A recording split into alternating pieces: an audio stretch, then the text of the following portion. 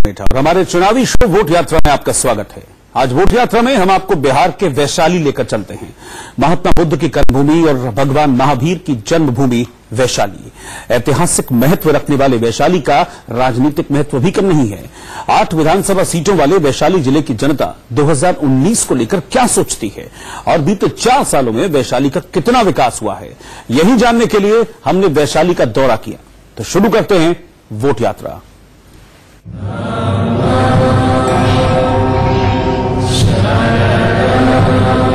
बुद्ध की कर्मभूमि, महावीर की जन्मभूमि, दुनिया का पहला गणराज्य वैशाली। ज्ञान और समृद्धि का शहर वैशाली। हमने अपनी वोट यात्रा की शुरुआत की मशहूर शांति स्तूप से।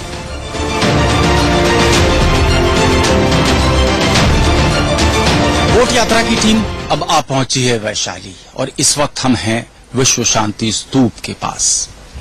ये वही जगह है जहां से पूरी दुनिया में शांति का संदेश फैलाया गया। लेकिन विडंबना देखिए कि आज के बिहार को आखिर क्या हो गया है। मॉब लिंचिंग की घटनाएं जबरदस्त तरीके से बढ़ी हैं। क्या नीतीश कुमार से बिहार नहीं संभल रहा? क्या असर पड़ेगा इन घटनाओं का साल 2019 के चुनाव पर? जानने की कोशिश करेंगे हम वैशाली की जनता से। इस शांति स्तूप में ज्यादा पर्यटक नहीं आते क्योंकि आसपास का इलाका पर्यटकों के लिहाज से विकसित ही नहीं किया गया। ये एक इंटरनेशनल टूरिस्ट डेस्टिनेशन के रूप में विकसित हो सकता है। वोट यात्रा आगे बढ़ाएं उससे पहले आपको इस शहर के बारे में थोड़ा बता देते हैं। लक्ष्मी वंश द्वारा स्थापित वैशाली दुनिया का पहला गणराज्य माना जाता है, यानी यहाँ कोई भी आम नागरिक राजा बन सकता है। लक्ष्मी साम्राज्य नेपाल की पहाड़ियों तक फैला था। महाभारत काल के राजा विशाल के कारण वैशाली नाम से पहचाने जाने वाले वैशाली में दुनिया के कई देशों के बौद्ध मंदिर स्थापित हैं। बुद्ध ने अपने जीवन के कई साल वैशाली में बिताए थे। बुद्ध ने वैशाली के कोल्हुआ में ही अंतिम संबोधन दिया था और अपने महापरिनिर्वाण की घोषणा की थी। सुख वैभव तज वैरागी बन, मोक्ष मार्ग का कर अन्वेषण। जैन धर्म के अंतिम तीर्थंकर भगवान महावीर का जन्म भी वैशाली के कुंडूपुर में हुआ था। लेकिन धार्मिक और ऐतिहासिक महत्व रखने वाले वैशाली के प्रमुख स्थल उपेक्षा के शिकार हैं। हम शहर के अभिषेक पुष्पकरनी तालाब पहुंचे। कभी इसी तालाब के पवित्र जल से वैशाली के राजाओं का अभिषेक होता था, लेकिन आज यहाँ हर तरफ गंदगी ही गंदगी है। जो पर्यटक आते हैं वो सरोवर की हालत देख दुखी हो जाते हैं। बहुत बदहाल है, इस पर सरकार का कोई नजर ही नहीं। विदेशी भी आता है तो टूरिस्ट भी आते हैं, वो देख करके घृणा करते हैं कि क्या यहाँ का सरकार है और क्या यहाँ के सिस्टम है। इस इलाके को अच्छा पर्यटन यहाँ पर डेवलप किया जा सकता था। पर्यटन यहाँ पर विकसित नहीं किया गया था। यहाँ देखिए न, कोई साफ सफाई का व्यवस्था भी नहीं है। अब विदेशी आता है, चाहे सब जगह के आदमी आता है, हंस कर यहाँ के जाता है कवारा देख कर। अगर ध्यान दिया जाए तो यहाँ पर्यटन की काफी गुंजाइश है।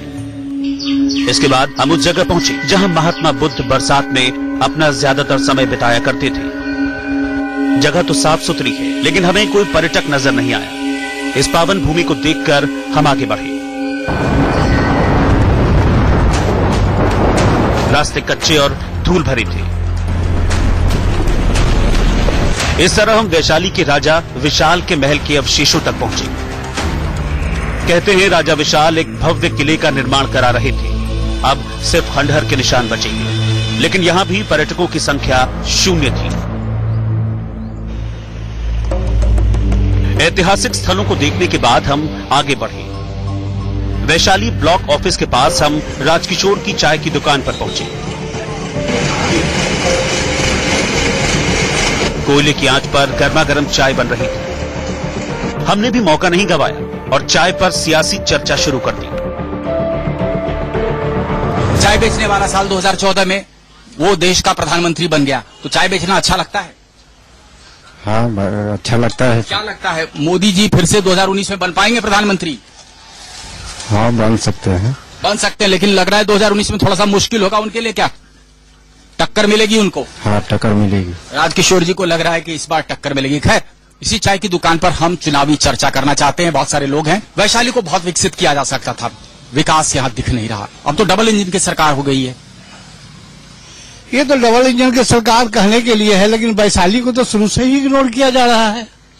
वैशाली एक ऐसी धरती है जो पूरा देश में इतिहास पैदा किया, जिसको कोई भी सरकार आज तक को पहला गणतंत्र यहीं से कोई भी सरकार आई, लेकिन बूथ लूटने की घटनाएं भी यहाँ से दर्ज की गई काफी। 8 सांसद को तो मैं देखा यहाँ, लेकिन एक सांसद रघुवंशी को छोड़ करके किसी को वैशाली नजर ही नहीं आया। न लालू यादव को आया, न नीतीश कुमार को आया।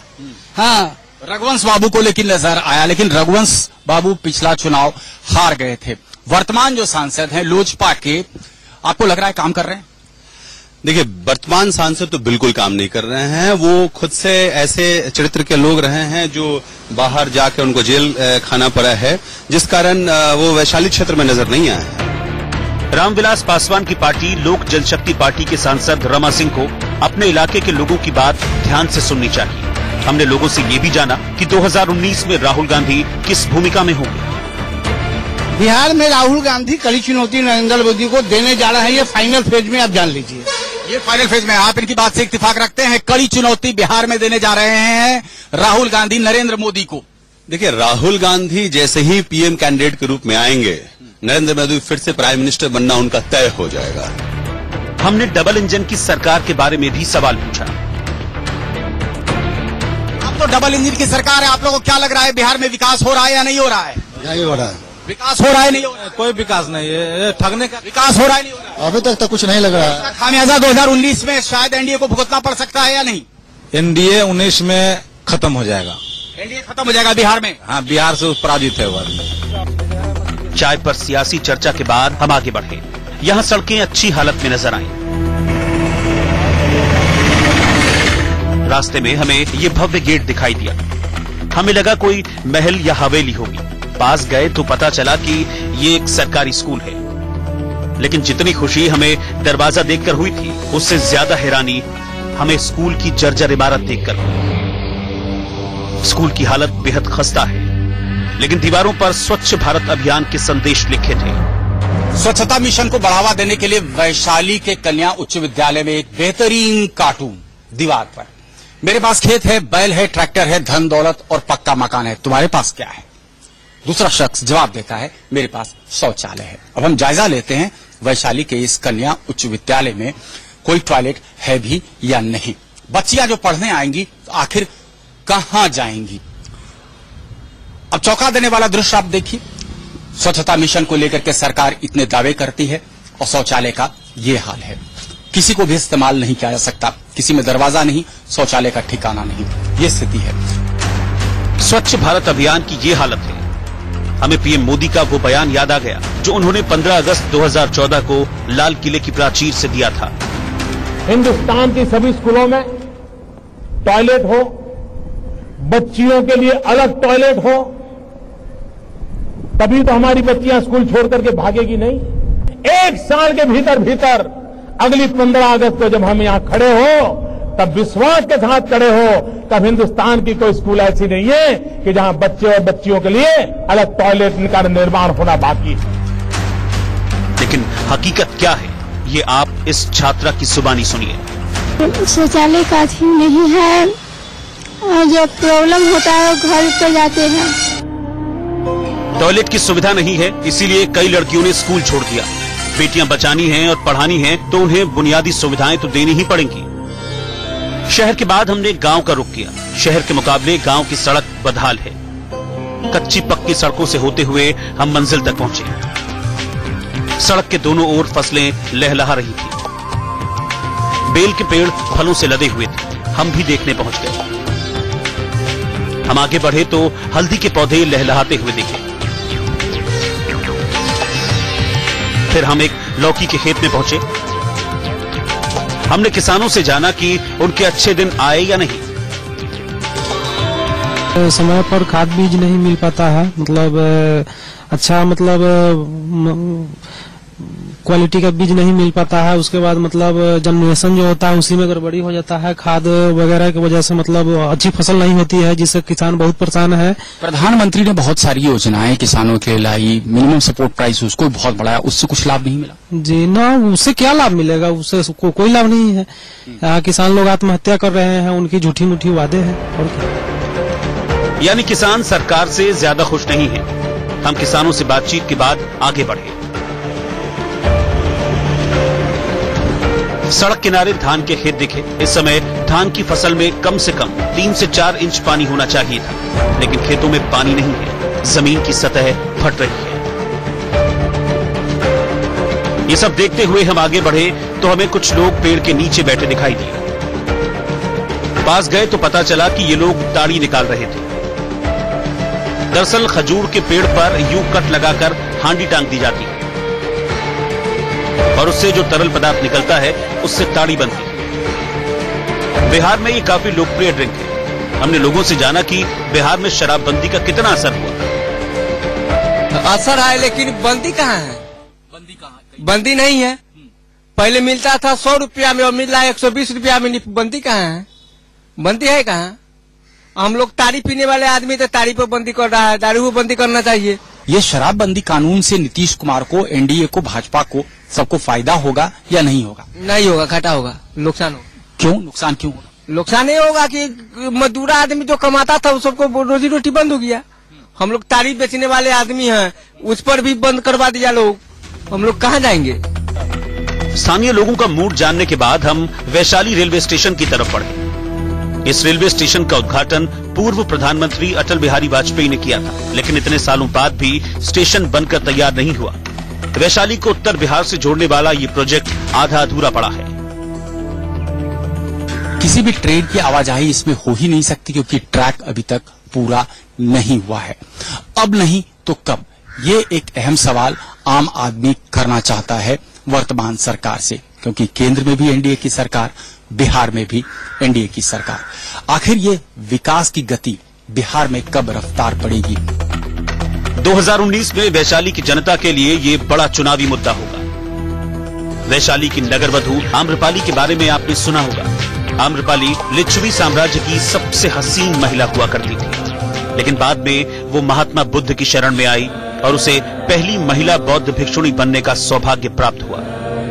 कोल्हुआ के ये खंडहर उस ऐतिहासिक घटना के गवाह हैं। महात्मा बुद्ध ने उसे इसी जगह भिक्षुणी बनाया। आप मेरी बाईं तरफ देख सकते हैं, ये अशोकन पिलर है। अशोक के काल में धम्म के विस्तार के लिए जगह जगह ऐसे ही पिलर लगवा दिए गए। ये जगह न सिर्फ धार्मिक बल्कि ऐतिहासिक महत्व का भी है, लेकिन इसके बावजूद सरकारी उपेक्षा का शिकार है। अब यहाँ अगर पर्यटक आए तो उनके लिए किसी भी तरीके की कोई सुविधा नहीं है।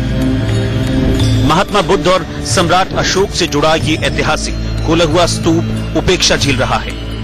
यहाँ दुनिया भर से पर्यटक आते हैं, लेकिन उनके लिए पानी और टॉयलेट जैसी जरूरी सुविधाएं भी नहीं हैं। स्तूप के बाहर दुकान लगाकर आजीविका कमाने वाले दुकानदारों से भी हमने बात की। विकास सरकार नहीं करती? नहीं, देख तो रहे हैं। आप तो अंदर गए होंगे तो उसका हालत देखे होंगे अशोक स्तंभ का, बाहर भी देखे होंगे। सड़क देखिए ना, जब बाहर से फॉरेनर आएंगे, विदेशी लोग आएंगे, जापान, कोरियन, अमेरिकन, मतलब सब देश के कंट्री, सब कंट्री के आते हैं। ज्यादातर आते हैं बुद्धिस्ट कंट्री से रिलेटिव लोग। आप सड़क का हाल देखिए ना, क्या है, जर्जर स्थिति है सड़क का। और अंदर भी कई करोड़ रोजगार देने की बात की थी नरेंद्र मोदी ने। आपको लगता है 2019 में नरेंद्र मोदी के लिए राहें आसान होंगी या बहुत मुश्किल हो जाएगा? मुश्किल तो है, थोड़ा बहुत लग रहा है, इसलिए कि यहाँ पे मतलब अंदर में नहीं, कुछ बाथरूम जो भी है विदेशी का, वो अच्छा नहीं है। मतलब अच्छा होना चाहिए जिस ढंग से। डबल इंजन की सरकार में भी विकास नहीं हो रहा है। उतना तो नहीं है, फिर भी है थोड़ा बहुत। सरकार अब इन लोगों पर भी दुकान खाली करने का दबाव बना रही है। पीएम मोदी बार बार टूरिज्म पर जोर देने की बात करते हैं, लेकिन बिहार में डबल इंजन की सरकार इस ओर आंखें मूंदे बैठी है। कोल्हुआ स्तूप के दर्शनों के बाद हम आगे बढ़े। हम मशहूर लोक गायक शिलानाथ सिंह के पास पहुंचे। वहां सुरों की महफिल सजी थी।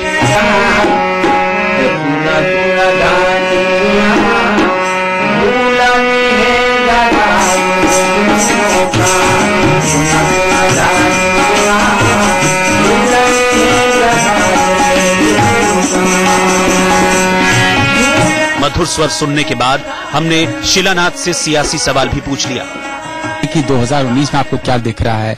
राहुल गांधी बहुत कड़ी टक्कर दे पाएंगे नरेंद्र मोदी को? आपको लगता है कि नरेंद्र मोदी के लिए वैसा ही रास्ता प्रशस्त रहेगा जैसे साल 2014 में था? नहीं, वैसा तो नहीं लग रहा है, लेकिन टक्कर कड़ी है, कड़ी टक्कर है। अब इसमें को विजयी होगा, किसके गले में माला पे जीत का सेहरा पड़ेगा, ये कहा नहीं जा सकता है। वैशाली की जनता के मुताबिक 2019 में मुकाबला कड़ा होने वाला है। आइए आपको पिछले नतीजे भी बता देते हैं। 2014 के लोकसभा चुनाव में एनडीए में शामिल एलजेपी के रामकिशोर सिंह सांसद चुने गए थे। 2015 के विधानसभा चुनाव में जिले की 8 सीटों में से आरजेडी ने 4 सीटों पर कब्जा कर लिया था। जेडीयू को 2 जबकि बीजेपी और एलजेपी को 1-1 सीट मिली थी। वैशाली में आरजेडी मजबूत स्थिति में है। मोदी और नीतीश राज में वैशाली में उतना विकास नहीं हुआ जितना जनता चाह रही थी। ऐसे में 2019 में जनता की अदालत में नेताओं की पेशी जरूर होगी। वैशाली से शिवपूजन झा के साथ ब्यूरो रिपोर्ट, इंडिया न्यूज। तो आज आपने जाना वैशाली की जनता का सियासी मूड, और कल देखिए दीपक चौरसिया के साथ वोट यात्रा विशेष है। कल आपको ले चलेंगे खंडवा और बुरहानपुर और जानेंगे